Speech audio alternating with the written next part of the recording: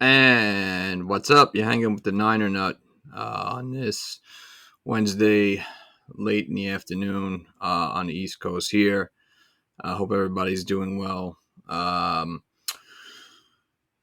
just looking at the upcoming news this early in the week so far. Obviously, after Sunday night's terrible loss to the Denver Broncos, we learned about the unfortunate injuries to Trent Williams, who's going to be out 4 to 6 weeks, and of course, to injuries to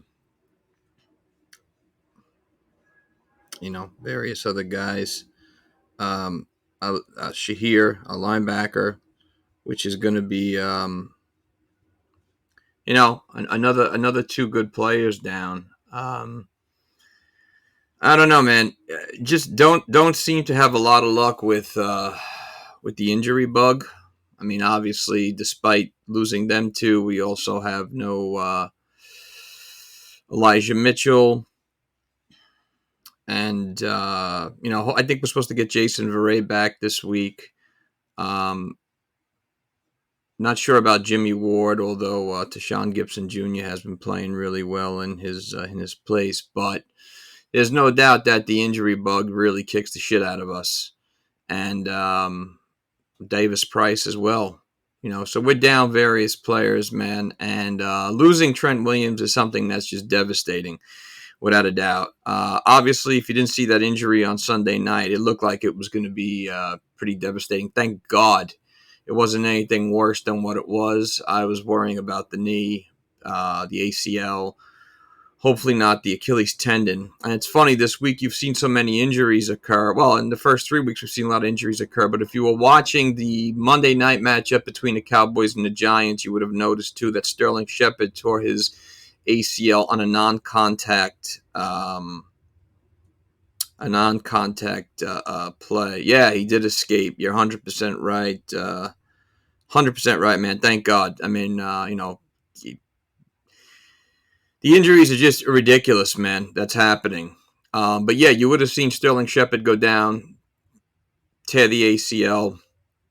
Terrible. And now I'm just seeing reports that so many various other players are injured across the NFL. So this is expected, man. I mean, this isn't. Obviously, you're not playing badminton, but it just sucks for us because it's something that's gone on the last 3 years. Really just devastated us 2 years ago when we lost Nick Bosa. We had lost Jimmy G. We lost a wide variety of players. Last year, of course, it was going on as well, but this year, it struck early. Hopefully, Trent Williams can get back a little earlier. Maybe Al Shahir can hopefully get back a little earlier. It'll be interesting to see what happens, when they're not there. And look, obviously we saw last week that Jalen Moore cannot man the position. Now, to be fair, he was going up against Gregory, who's not a bad defensive end, but he was getting owned, as I said in the last podcast. If everybody who watched the game knows, it was the same story as last season. You're 100% right, dude. It's repeating itself. It's unreal. But that being said, once Colton McKivitz got in there on Sunday night, he seemed to solidify the position for a good amount of time. The only thing I can expect is that if I'm the Rams, obviously this is no, we're not. I think the Rams are overrated, 100%. Been saying that since last year. I think we're better than them. But that being said, offensive line wise, we gotta really have a great performance from various players to beat this team. Number one's got to come from Jimmy G. We need to see a totally different Jimmy Garoppolo than we did last week, because that was the worst game I've ever seen him play. And much like you guys, we've seen him play every game as a 49er. That was the worst I've ever seen. And even though his numbers didn't reflect one of the most horrible performances, I think it was duly noted that he played like absolute dog shit. Trent was on one leg against the Rams. Debo was gassed, and Jimmy was playing hurt and almost beat the. You're 100% right. Agree with you. Should have beat them. Should have beat them. I think we're a better team than them. Um, but again, you need to see something else from Jimmy G. I need numbers, man. I need to see the guy that we had last year at times that was reliable. I need to see a guy that can go 21 of 34 or 35, 197 to 220 yards, throw 2 touchdowns and no interceptions. You can't turn the ball over against this team, okay? Now, that being said, with interceptions and throwing the ball, obviously we know what the Rams bring to this. One of the best cornerbacks in all of football, Jalen Ramsey, one of the best linebackers to ever play the game, Bobby Wagner, and one of the best defensive linemen of all time in Aaron Donald. I mean, it's nothing to shy away from. That's understandable. But that being said, on a positive note, I don't think their offensive line is that good whatsoever. In fact, if you look at them on paper per player, they've lost a lot, okay? So our defensive line should be able to dominate and stuff their running game, which they have not been able to get going at all this season. I know that they're trying to use still that duo of Henderson and Cam Akers, but to this point so far, it hasn't been anywhere near where they would hope. So I think it has a lot to do with the offensive line being depleted in free agency and players who've retired. So that being said, that's a green light for our defense to dominate. And again, like we always talk about, if we hold a team under 100 rushing yards, usually we win. Okay, so there's no reason why that shouldn't happen this week. The other areas are going to be, look, we can only expect Cooper Kupp to be held in check for so long. We know that's not going to happen. That he's going to be held in check the entire game. He's going to get his catches. Whether they do things different with him to just generate targets to him and get him the ball. I think he's much like Tyreek Hill, that you could only stop him from a good amount of time. And giving the history that we have against two receivers of that capacity, Tyreek Hill and Cooper Kupp, I think history kind of speaks for itself, because in the Super Bowl a couple years ago, 2 years ago, we saw that we were only able to hold Tyreek Hill down for a little bit. And in the game last year, NFC Championship game, the same happened, although, the ends justify the means, to tell you the truth. So it's going to be, I don't think you're going to be able to stop him long term. The only other thing I could say is that, look, put it this way. Their offensive line isn't the best. We have to get after Matt Stafford and pressure the ever-loving shit in him. Okay, because again, Matt Stafford, a solid tier quarterback. He's not great. He's not terrible. He's good. He's much more of a gunslinger than he is anything else. He always kind of falls into the mid-tier position, has a great arm, but so far this season, as he did last season, he throws a lot of picks, he makes a lot of bad decisions under pressure, kind of forces the ball to where it shouldn't be, has the arm strength to get the ball there, but sometimes doesn't make the best decision. We got to force him into turnovers like we did last year in the season finale. Ambry Thomas came up big. We got to, I don't think you have much to worry about. And Allen Robinson, he hasn't shown to be the receiver that they thought he was going to be yet, even though it's very early in the season, 3 games. The other guy that's been actually surprisingly really good for them has been the third receiver from Notre Dame, Ben Skowronek, but I can't really see him, and it's not a diss at him, I can't see him being the guy that really puts, a threat out for us. So I think that, again, if we can kind of generate a lot of pressure on Matt Stafford and stuff the run and get after him and force him to throw that ball into traffic, that's what we really need to happen in order for us to win this game. Because I think it's going to be our defense that really controls the flow of this game in terms of forcing their offense off the field. Now, we all know that you can't keep their offense on the field long term because, let's face it, this defense is tired. As we saw them last week, they were exhausted. Niner defense was exhausted. Same thing that happened in the NFC Championship game last year. We kept their offense on the field too long. We gave them one too many chances. The offense couldn't generate enough points to protect what the defense had already built. And therefore, what happens? Like we see, Cooper Kupp going to get loose. That's bound to happen. So the less that we have of that, the better. And I think that's just like common like knowledge, just, being practical and whatnot, pragmatic. That's exactly what we have to have happen on defense. On the offensive side of the ball is going to be the big question mark, because now down Trent Williams, got to see a Jimmy G that's much different.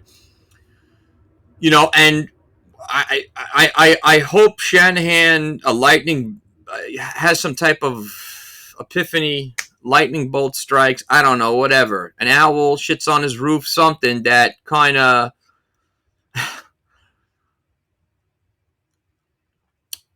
just puts the thought in mind that you got to change things up on this offense. You can't keep going 3 and out and leaving it to Mishwanowski and the defense to keep this team pinned back. We got to open things up in the passing area. I don't know why we're not doing that. I don't know why we're not airing it out as much. I don't know where Danny Gray, why he hasn't been used. I don't know why Brandon Ayuk is being underused. I don't know why we're running these short outs and not expanding forward instead of going left to right so early with Debo. I don't know why we're not throwing the ball to the wide receiver, the running backs and the fullbacks, as we always talk about, especially in a game like this. I would think that now the time has come for the changes to be made because let's face it, you go into the same thing you did the last 2 weeks. I know it worked against Seattle, but you were playing Seattle. You weren't playing, a lights out offense or an offense that has the ability to turn your lights out if you leave them on the field long enough in the Rams, and a good defense like the Rams. You weren't facing that. Okay, you're facing Geno Smith. Big difference. So again, I hope that one or two things happen. I hope that we either see an offense that uses the clock correctly, generating passes to the receivers, dinking and dunking, running the ball as we did with Jeff Wilson Jr. last week for a limited time, and then we stopped. Using Jordan Mason a little more, dumping the ball to Juice, which hasn't happened, dumping the ball to the running backs, which happened with Jeff Wilson last week, which we saw, which was a little bit of a shock because we never really see him being used as a receiver out of the backfield as much, but it was working. I want to see that. I want to see time come off that clock, keep that offense for the Rams off the field, and attack that defense. Let them tie the shit out of that defense as much as you can. Or we see an offense that opens things up in the air, that we're stretching the field as much as we possibly can, and hopefully giving Jimmy Garoppolo enough time to get rid of the ball. But at the same time, we need to see a Jimmy Garoppolo that stands sturdy in the pocket, steps up, and throws the ball instead of this off the back foot, herky-jerky bullshit thrown behind your wide receivers, because that's not going to cut it. And with a team like the Rams, with a guy like Jalen Ramsey, you do that shit. I don't even want to say 2 out of 3 times. You do it right away. They're going to pick that shit and take it back for 6. It's just you can't allow that to happen. So again, need to see a different Jimmy Garoppolo. Okay, we all need to see. I'm sure that he is aware of how bad he played and has the blame on him. Because let's face it, he throws the pick last week. The safety is on him.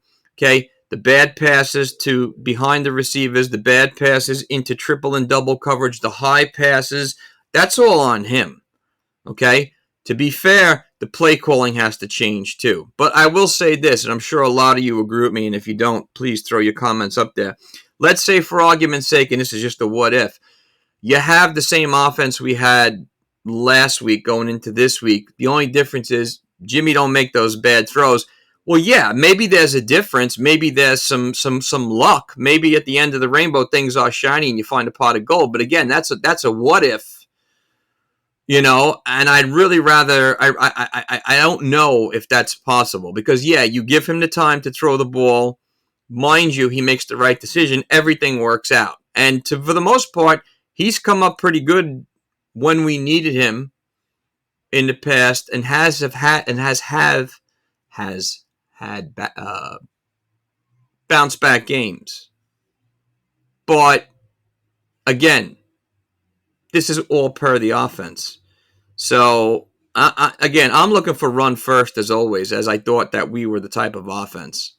But I'll tell you the truth, I wouldn't mind if they changed it up and were just attacking the Rams through the air to set that type of narrative. Because if I'm a head coach, okay, a lot of teams will not throw to the strength of the defense. So, obviously when Richard Sherman played and he was the shutdown corner or a guy like Jalen Ramsey or a guy like Darrelle Revis, a lot of the offensive belief was don't throw the ball to that side. I say bullshit. I say attack their strength. Run the ball at Aaron Donald. Why not?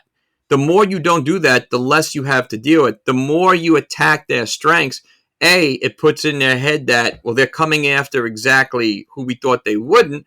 And two, you're not limiting things. Because I'll tell you the truth, this lateral game that we like to run with Debo, this, short pass thing that we like to run, those little picks, that only works for so long. And especially after we saw last year that Debo, was so much used as a running back. You can only imagine that these defenses pick this shit up. I mean, defensive coordinators are not stupid, neither of these players. We've seen that happen with various offenses. One that comes to mind, despite what everybody likes to think, is Colin Kaepernick and the pistol offense. Okay? Hence be why that didn't last too long. I'm not diving into anything else other than the X's and O's. That pistol offense isn't going to work too long, especially in a league where defensive coordinators catch up and learn. Especially when you have a player that can't sit back and throw the ball. Now, I know what a lot of people are going to say, what about Lamar Jackson? Yeah, well, Lamar Jackson's a freak show in nature. Lamar Jackson's a much better athlete than Colin Kaepernick ever was, even though Colin Kaepernick was a pretty damn good athlete. Not quarterback, athlete. Okay? Not everyone can do that. And again, I think that's sustainable only for a certain amount of time. You're going to have to come back to dumping the ball, to receivers. And let's just face it, it's 3 games in. Not to digress to Baltimore, but they don't have any knockout wide receivers except for their tight end, Mark Andrews, who's one of the best tight ends in football. Rashad Bateman and Devin Duvernay, and it's not a diss at them, are okay wide receivers. I don't think they're going to, they're in the same tier as guys all across the league that we know are lights out, like a Tyreek Hill and a Cooper Kupp and a Michael Pittman Jr. They don't have that. So you can only do what you can do for so long, especially in an offense that has multiple running backs like they have in J.K. Dobbins and Justice Hill. And again, he seems to be their biggest threat, Lamar Jackson, running the ball. He's a totally different athlete than Colin Kaepernick was. It's not even funny. But that can only last you so long before defenses pick up on that and key you. And if you can't do anything else than that, you're going to have a rough time. Now, obviously, we all know Jimmy G's not a mobile quarterback. So, again, I question why we're not throwing to the running backs more and to the fullbacks more to help him. Now, another thing I worry about this week is with no Trent Williams, okay, how long is that offensive line, who's played very well so far? My hat off to all of them. How long is that offensive line going to give Jimmy G stable time to dump the ball? Because to be fair, there were times last week he was holding on to the ball way too long, okay? He was only under duress. He was under duress a couple times because they did play a very good defensive front with the whole defense, I should say, in Denver. He was sacked 4 times. Some of those sacks were on him. He was holding the ball too long. The safety is on him, okay? So I'm wondering and hoping that offensive line can hold for enough time to let him get rid of the ball. Hence be why if you dink and dank or you go 4 and 5 yards, dump that ball out. I'd rather see that over and over again as you're moving forward, eating chunks of time while you're running the ball, strategically, going from Debo, using Juice more in the running game, using Jordan Mason, using Jeff Wilson Jr., hopefully using Marlon Mack, because you're going to have to bring this kid along eventually because we're down 2 running backs right now. So I would hope that you use everything that you can possible to make that offense move ahead. Also, too, I'm guessing here, but because of the injury to Trent Williams, you're going to see George Kittle be in the blocking sense a little more. Another thing, speaking of tight ends, Ross Dwelley could be down with his ribs, although I haven't seen any news that said that he is going to miss time.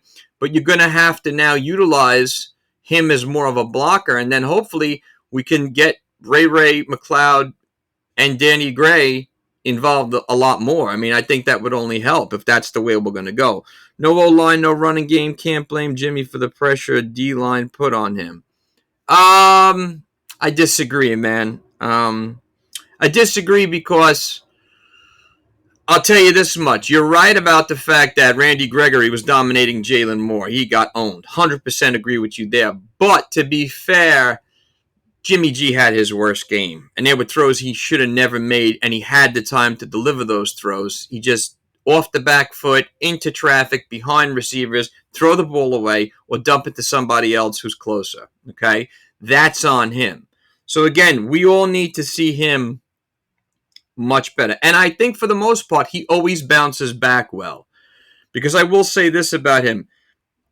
Excuse me, he's far from being a terrible quarterback. These memes and these posts I see about him being garbage is just nonsense. That tells me you haven't been watching the last couple of years. I'm not even talking about last year. I'm talking about the year before that, the Super Bowl year, and of course, the injury year against Kansas City, and all the way into back his genesis as a 49er when he only played 5 games that season when we had traded for him.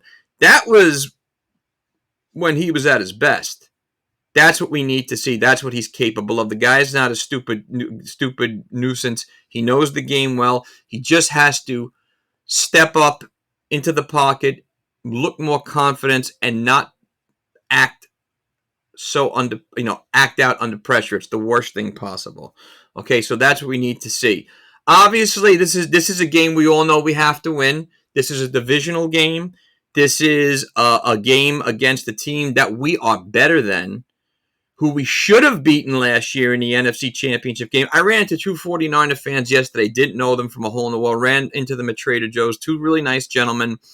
And again, I'm sure they were very pragmatic and they were very objective. And, sometimes when I've said the Rams are overrated, people shake their heads at me. These guys are like, oh yeah, 100%. The Rams have been overrated since last year. That's a well-known fact. I don't say that and besmirch them on their season they had in the Super Bowl they won, but we were a better overall team than they were. I mean, I don't even think that's arguable. I think the Buffalo Bills were a better team than they were last year. The Buffalo Bills are a better team than they are this year at this point. And I know it's never easy to just spew that because we have to really, think about the fact that the Rams are trying to do something really hard. It's always really hard to duplicate what you've done the season before, especially when you win a Super Bowl. But the Rams didn't have themselves a lights out, amazing season last year. They were a mediocre team at best. They couldn't run the ball worth shit. I mean, the only thing they had going on for them other than Cooper Kupp was their defense. And again, I'm not taking anything away from their coaching staff. McVay is a phenomenal coach. I mean, look where he comes from. Look from the brain trust that he comes from the coaching tree that he comes from. You would expect him. He's a great coach. But on paper, per talent, they don't really have the pedigree that we possess. At least I don't think so. They don't have the pedigree that other teams possess. I mean, Buffalo, to me, is the best team in football, hands down. If you've had the ability or the chance to watch Buffalo, I know a lot of you guys may not be on the East Coast, but if you have the NFL ticket or you have something else that shows you a lot of those games and seen the highlights, they're lightning. They're just hitting on all threads. Josh Allen, Isaiah McKenzie, Stephon Diggs, all these guys, their defense, Rousseau, Jordan Poyer, Matt Milano, they're playing at a rate that's ridiculous. The only other team that's playing at that speed right now are the Philadelphia Eagles. And let's face it, they are playing great. It's very early in the season, so we have to wait to see how things turn out and get halfway to the way before the halfway point to this early end of the first quarter to really, see how things are. But that being said, those are the 2 teams that are playing lights out. The Rams are not like that whatsoever. Okay, so this is a winnable game. This is a beatable team. They've been a beatable team. They cannot run the ball. I don't think they're going to run the ball against us. We're going to shut them down like we've shut down Denver's running game, like we shut down other running games so far this season against Seattle. When that happens, a lot of good things happen. So, again, it's really not on the defense so much. I think it's just going to be on the offense. Got to force Matthew Stafford into turnovers, which we know he likes to do, which he's already done this season, which he did last year. When under pressure, you can always, basically see that he's going to turn the ball over. He's ripe for interceptions at times, especially with hands in his face. That's what we need to have. You always can count on Bosa. Ricky Armstead got to get going this year. We need him big time. We need Javon Kinlaw to continue what he's been doing. Although I'll be fair, I haven't seen out of him what I've been hoping to see. I'm not trying to diss him. I think at times in the first game against the Bears and a few times against Seattle, 1 or 2 times last week, we saw him generate some pressure, but nowhere where we've seen a first-round pick do what we need him to do. I don't think I'm being unfair by saying that. And of course, he's coming off a knee injury, but we really need to see him be the threat that we know he can be and that we drafted him to be. And we need to also, get stuff going. I'd like to see more of Jackson. I liked what I saw of him last year. I'd like to see him implemented more in packages. I'd like to see Kerry Hyder Jr. continue what he's doing. Charles Omenihu get going. And of course, so far this season, Troy Polamalu 4.9 and Talefna Hufnega continue to just reign terror as he's been doing. So I don't put this on the defense as much as I'm going to put it on the offense. The offense really needs to get it together this week. Jimmy G needs to get it together. Got to have ourselves a more than perfect game. You can't make mistakes. Got to be somewhat flawless. Penalties have to be limited this week, man. Go back to the way we did things against Seattle. We got to be in sync. And I think for the most part that Shanahan and Garoppolo have shown when things have broken down at times, they revamp and get things going. We just have to stabilize that. Got to get this win this week. I think for the most part, a win this week will definitely make everyone feel much better, especially knocking off the Super Bowl champ of last year. And knocking off another divisional rival. Losing this game will put us at 1-3, which will really suck because, again, nobody wants to be 1-3. Nobody wants to be, a loss to a division rival. Again, from what I've seen from the Rams, this is not a team that shows me much. It's not a team. I think they're a step below where they were last year. Okay, and I don't know whether that has to do with the fact that Allen Robinson hasn't got going. The running game can't get going. The offensive line's changed. They've also had a lot of coaching changes there if you look at their coaching roster. So maybe that's it too. I don't know. But that being said, there's no reason why we shouldn't win this game. Okay, I think we know this team really well. I think we know what we can expect out of them. Obviously, their strength is going to be the Stafford to Kupp connection. Other than that, I don't see a threat. Although, to be fair, one guy who I could see really becoming an underlining threat in the game could be Tyler Higbee. You don't want him to get started because he's not a bad tight end, to tell you the truth. And they've utilized him in games at times, and he's really played well. So that's something that I'm sure that D'Amico Ryans is definitely checking out. But that's about it, man. Unless the line improves and running game gets going, Jimmy will have to be one-dimensional. I agree with you, man. I agree with you. And I'll say this. Keep it clean, detail 84. 84, is that for Brent Jones, by the way? I hope so. One of the best tight ends of all time, man. If it happens that the O-line can't get going and we can't run the ball, I hope at that point, we're dumping to Juice. We're dumping to Jordan Mason. We're dumping to Jeff Wilson Jr. Because if we're not, I don't understand it. This 3-and-out bullshit's not going to cut it. You can't keep doing this, especially with an offense that can turn your lights out like the Rams. Let's face it. We haven't really seen it from them this year because they've staggered. Because I think of that offensive line, that running game, they haven't been able to get going. But to be fair, their offensive line was a lot better last year, and they were able to put teams' lights out early with, the passing connection that they have. I don't think they have that this year. But to be fair, Bertia, okay, excellent.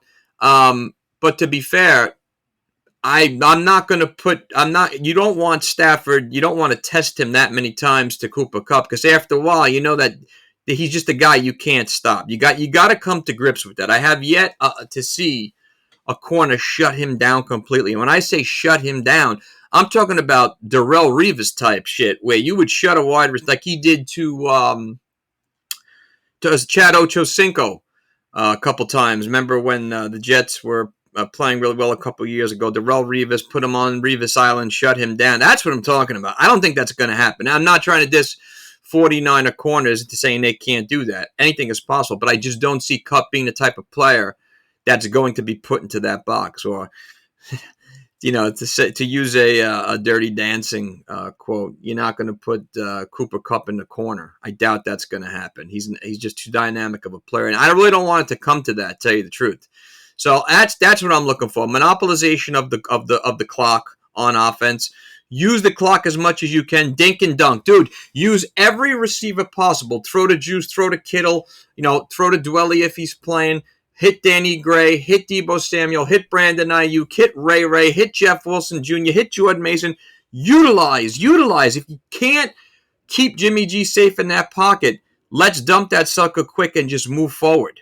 Okay? I mean, because this 3 and out is not going to work. It works for a little while, but when that defense gets gassed late into the third quarter and into the fourth quarter, you can only expect that wall to break down. And again, it hasn't been a defense's fault. I have yet to see the defense play a bad game in the first 3 games. I'm sorry. Even with Trey Lance starting the opening in Chicago, the offense didn't look that good. It looked good at first, but then it went into the conservative mode. And yes, the weather did play a part 100%, but the defense is what kept us in that game. The defense is what kept us in the game for the most part against Seattle. We didn't give up anything on the ground. We held their 2 receivers in check. We got after Geno Smith. Did their part, man. Will the Niners beat the Rams? Possible. I just hope for a good game. Too many holes. No, we can beat them, bro. It can beat them. They're beatable. They're not that. They're not terrible. They're a mid-tier team. There are better teams than them right now. Like I said, the Eagles are playing better football than they are. I think the Chiefs are a better team than they are as a whole. Obviously, the Buffalo Bills, the Miami Dolphins are playing better football than they are. So they're beatable. Okay, they're one of the more beatable teams in the league.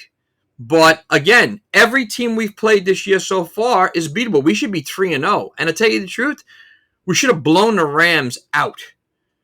We should have, I don't want to say blown out the Broncos, should have beaten the Broncos. It was a shit game. It was an ugly game. But even if it was going to be an ugly game, the safety should have never happened. Some of those passes from Jimmy G should have never happened. And I know this is all what if, shoulda, woulda, coulda, but we should be 3-0. These 2 gentlemen I ran into yesterday, again, who I mentioned like they were Niner fans, I knew Rams said the same thing, should be 3-0. And again, shoulda, woulda, coulda, but you didn't play anybody that you couldn't beat. Now, here's a team coming up that Super Bowl defending champion, but we've beaten them. We've whipped them.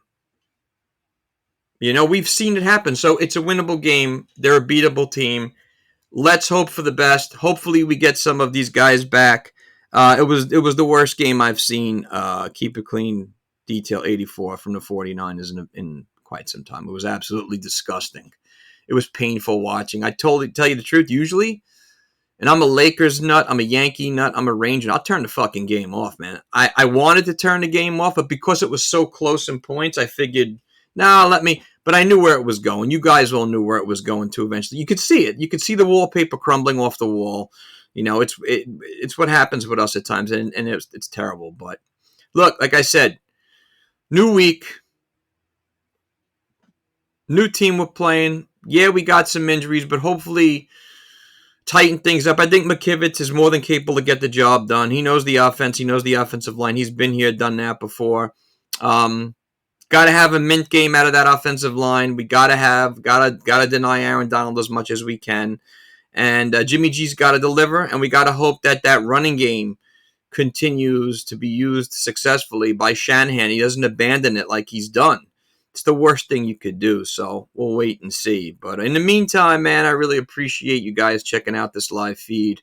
Like I always say, hit me up with questions and comments anytime you want, man. I mean, we'll go back and forth. Even if you disagree with me, it's always good, man. I'm always open to hearing somebody else's opinion with this team. And hopefully get another podcast in during the week as the week progresses, maybe build up to the game against the Rams. But other than that, check it out.